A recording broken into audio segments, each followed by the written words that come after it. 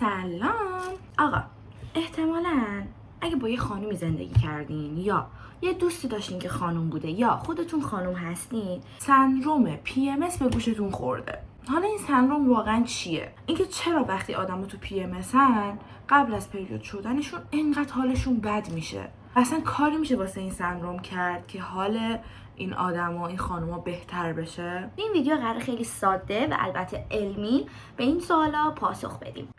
حالا PMS دقیقاً چیه؟ PMS یا پریمنسترول سندروم سندروم پیشقاعدگیه که قبل از اینکه دوران قاعدگی خانوما شروع بشه اتفاق میفته. بذارید براتون بگم که PMS چی کار میکنه.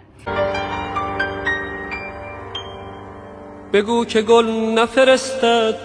PMS علائم شدیدی داره.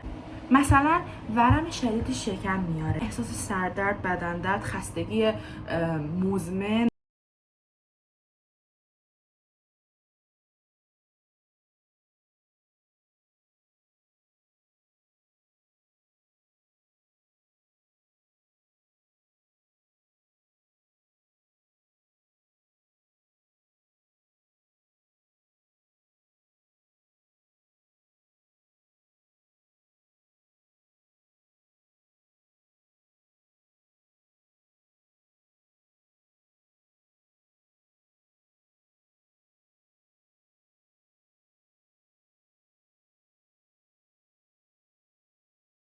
مثلا یکی از مهمترین قضیه‌ها اینه که سروتونین که مسئول خوب کردن حال آدم هاست، موقعی که فرد توی PMS کم میشه و این باعث میشه که حال روی افتضاحی داشته باشه.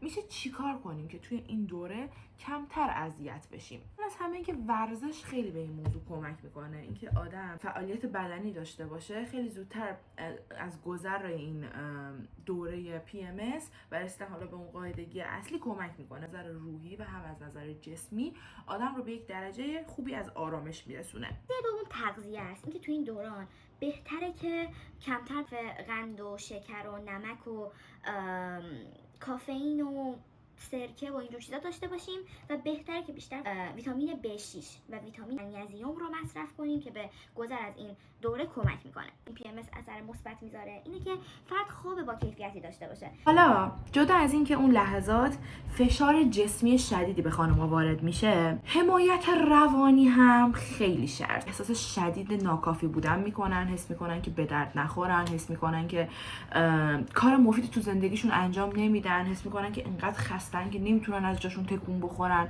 حس میکنن که هیچکس دوستشون نداره و اصلا دوست داشتنی نیستن، خود سرزنشی دارن، همش اوورتینک دارن، میگن کاش این کار نکرده بودم، کاش این اتفاق افتاده بود، کاش من اصلا فلان. حمایت عاطفی تو این لحظات مهمترین بخشه به نظر من. این شاخه گل میتونه تو رو از یک وضع فروپاشی روانی اون لحظات خارج کنه.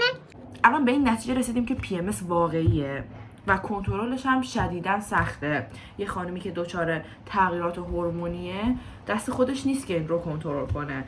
جدا از این که اون لحظاتی که خیلی عصبیه، خیلی حالش بده، نیاز داره که حمایت عاطفی داشته باشه، نیاز داره که یکی بهش. از این موتورا متنفرم. از بیرون نگاه آدما اینجوریه که چقدر من مگه باید بتونم تو رو درک کنم؟ چرا باید هر ماه توی یه تایم من تو رو درک کنم؟ وقتی میگم شما منو درک میکنید و فلان و اینا. برو شو تخم سگ. و این باعث میشه که مثلا تو دوره PMS رفتاری که یک خانومی که دچار مشکل هورمونی شده نیاز داره باهاش بشه اتفاق نیفته، عصبیش بدتر بشه و هی این تیکه ها رو بشنوه که مگه پریودی؟ چته؟ نکنه پریودی؟ غم انگیزه دیگه اینکه یک آدمی که خودش انتخاب نکرده توی چه حال روحی و جسمی باشه به خاطر غریزه انسانیتش مسخره بشه و این خیلی بده. فکر می‌کنم که توی دوره‌های جدید، یعنی هرچی نسل داره میره جلوتر، درک آدما از این موضوع بیشتر شده و آقایون خانوما رو بهتر توی این موقعیت درک میکنن و کنارشونن. اطرافتون کسی وجود داره که PMS، پریود یا هر چیز شبیه این نیاز داره که درک بشه، نیاز داره که با یه شاخه گل خوشحال بشه. مهربون باشید و درکش کنید. همه ما حق داریم که حالمون خوب باشه، حق داریم که گاهی اونجوری که انتظار داریم همون رفتار بشه. مرسی که تا اینجا ویدیو رو نگاه کردی. توی کامنت ها بهم بگو وقتی PMS چی بهت کمک میکنه. دوست داری موضوع علمی بعدی که راجع به صحبت میکنم چی باشه. فراموش نکن که منو ساب کنی و ویدیو رو لایک کنی. خدافظی.